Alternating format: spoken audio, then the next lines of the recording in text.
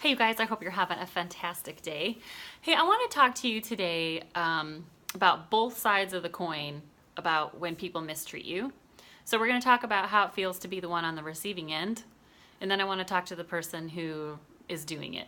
Okay, so first of all, when you're on the receiving end of it, I just want to encourage you that it is not your fault. It is not your responsibility to control how other people behave. Yes, you may have done something wrong. Yes, there may be a misunderstanding. But how people handle that has nothing to do with you. It has everything to do with them. And oftentimes, the lies that they are believing inside of themselves are what drive how they treat people. So, just keep that in mind. It doesn't mean that you don't want to set up some boundaries if somebody just keeps mistreating you. Sometimes, especially people that you love, you have to just say, listen, I love you, but you're hurting me, and we need to have some distance here so you can figure out what you need to do about that, because this can't continue. What oftentimes people don't understand when they are the hurtful person is the common factor is them. The common factor with all of us is us. So when you are consistently having the same problems, you have to look yourself in the mirror, because that's the key. That's the key factor. Okay, when you have a person maybe in your life that is kind of delusional about some of their behavior, and you've tried to say, hey, listen, this is a weakness of yours, I was just trying to help you with that, especially if you're a parent talking to your child, and they don't want to hear it. It's okay. It's painful to watch. It's painful for them to continue to do that because they don't want to hear what you have to say. But they will figure it out at some point, because those things, those weaknesses, will continue to go with them the rest of their life. They will not be able to shut that off because they haven't dealt with it. So now let's switch gears and let's talk to the person that maybe took an offense or misunderstanding too far. What do you do when you are the one that has done that? We've all done it. Okay, so I just want to tell you, listen, it's okay. However, you do need to stop what you're doing right this second and figure out how to stop. What is it that you're believing about yourself? What is the story you're telling yourself? The person that you're mistreating, especially if it's a person, well, one, you shouldn't mistreat anybody, but especially if it's a person that has been a constant in your life, a person that has proven that they love you, has proven that they want to work things out with you, it's really important to just stop and say, listen, not everybody is going to do that. Not everybody is going to give you the time of day. Not everyone is going to sacrifice for you. Not everyone is going to sit down and want to have a discussion with you to try to work something out. So when you have someone in your life that wants to do that, you really need to stop, be grateful for that person, and deal with it. Okay? What is going on inside of you is probably coming out towards them. It's called projection. So ask yourself, what do I believe about myself? Why is this person triggering me? So sometimes people are triggering you because you've been hurt by another person, and what they're doing maybe reminds you of that person, but it's not the same thing.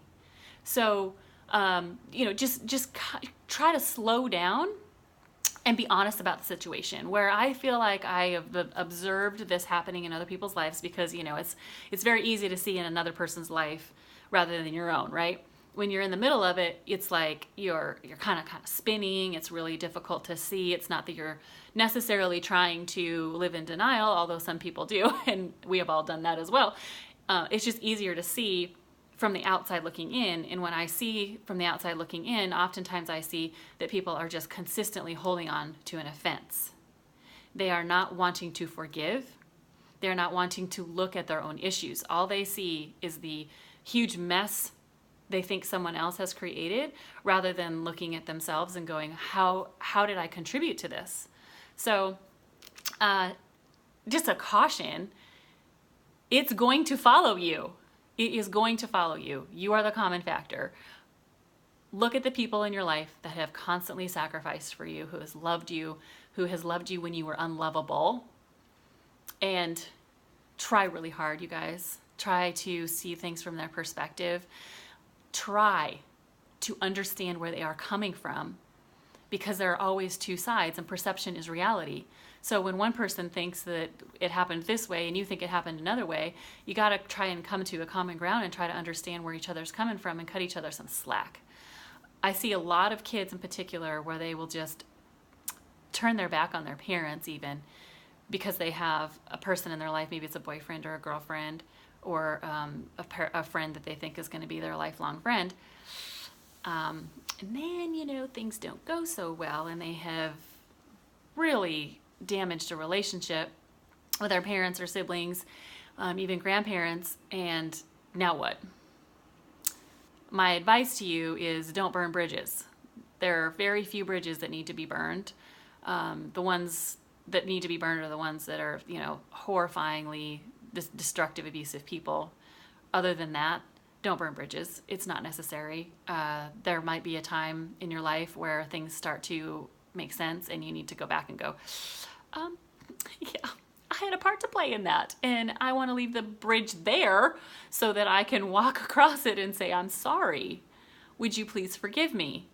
It is very common to see that people just blow up. I did it too. I think I was a pretty reactive kid because I was just so driven. I didn't like rules. I tried to be respectful, but I'm sure that I wasn't at times. So I understand where, teenagers are coming from. I really, really, really do. Take it from a person who knows that it is very difficult to go back and take back things that you have done and said. People will forgive you, but they don't forget it. So be careful. Try really hard not to make a mess for yourself. Life is already messy. You don't need to add to it yourself. So, let's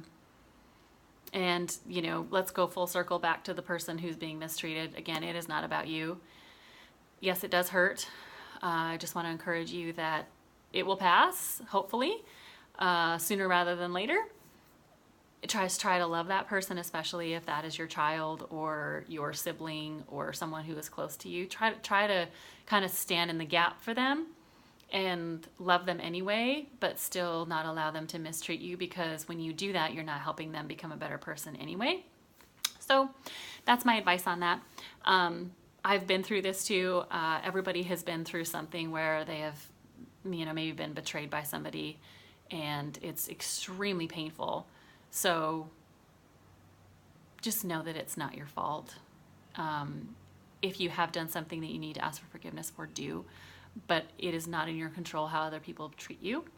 I have seen people that have been horribly treated, and their response to that was an incredible amount of grace and character, and it was amazing to watch, and it was really a good example. So try really hard to watch what that looks like and then emulate it in your own life. So I just love you all, and I'll see you next time. Bye.